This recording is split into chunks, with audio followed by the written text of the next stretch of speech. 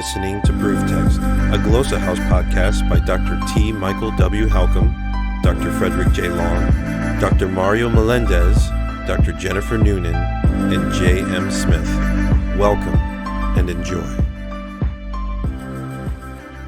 Hello and welcome to ProveText. I am Michael Halcomb, and in this episode of the podcast, which I'm recording near the end of 2023, and on the brink of the new year 2024, I want to think about the concept, the idea of New Year's resolutions. So maybe just give some historical and theological considerations on New Year's resolutions. So when we think about New Year's resolutions, it's something I've tried to do.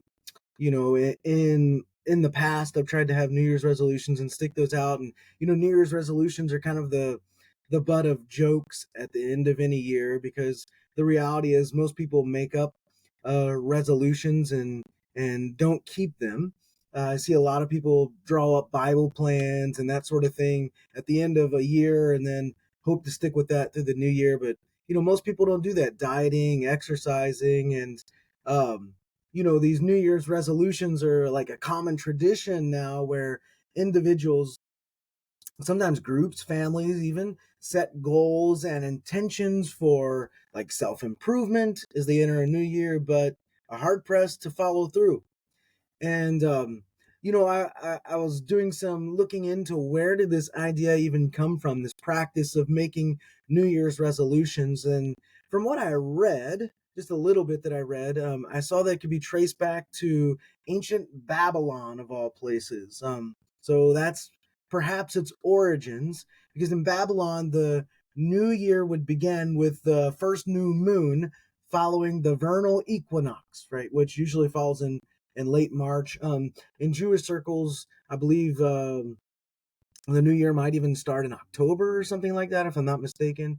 But anyways, in ancient Babylon, during this time, what they would do after the new moon was, or on the onset of the new moon, was they would make promises to their gods to pay their debts and return their borrowed items, and so on and so forth. And these early resolutions were rooted in their religious beliefs for the desire of a fresh start, a new start.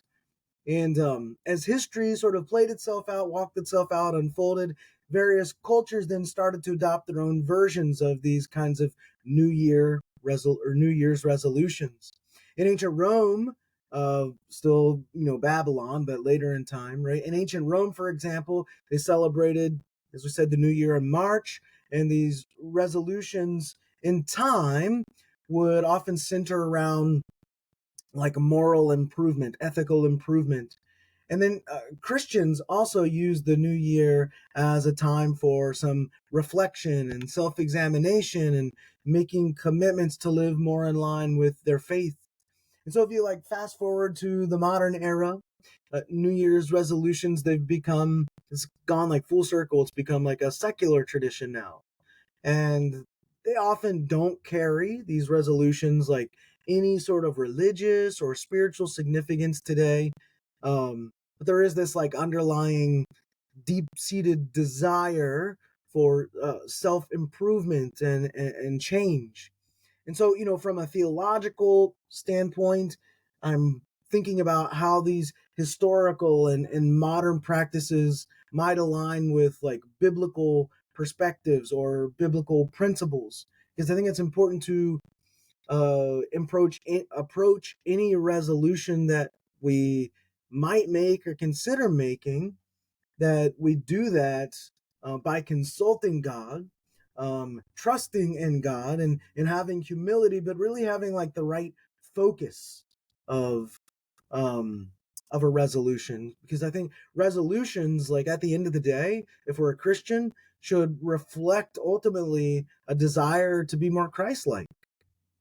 And if whatever sort of resolutions we make are embracing things like the fruit of the Spirit, love, joy, peace, patience, kindness, gentleness, self-control, those sorts of things, I don't think we can really go wrong there.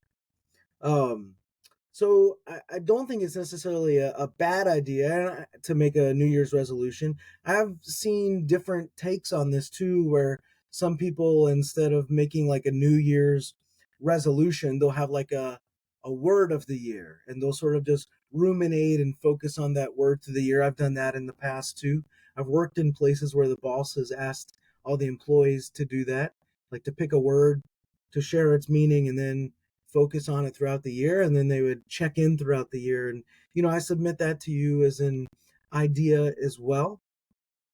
But you know I think just having humility in making these sorts of resolutions is important.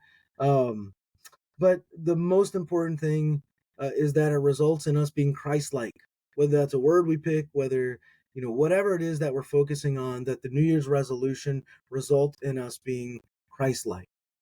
So I think these resolutions, they have a rich history. It spans a lot of different cultures, a lot of different time periods, and the significance of this, especially in a religious sense, has evolved over time and maybe even devolved in some instances over time. But these these resolutions are meant to provide like opportunities for personal growth, self-improvement. But again, it should, for the Christian, first and foremost, the drive should be that we result looking and sounding and being more like Christ, that we be more Christ-like. And so I think if you're gonna do a New Year's resolution, that if that's at the fore, then it's not necessarily a bad idea. But as you embark on whatever your journey is into this new year, I encourage you to approach this idea of resolutions from a theological perspective, a Christocentric perspective that's grounded in your faith and in biblical principles. And so,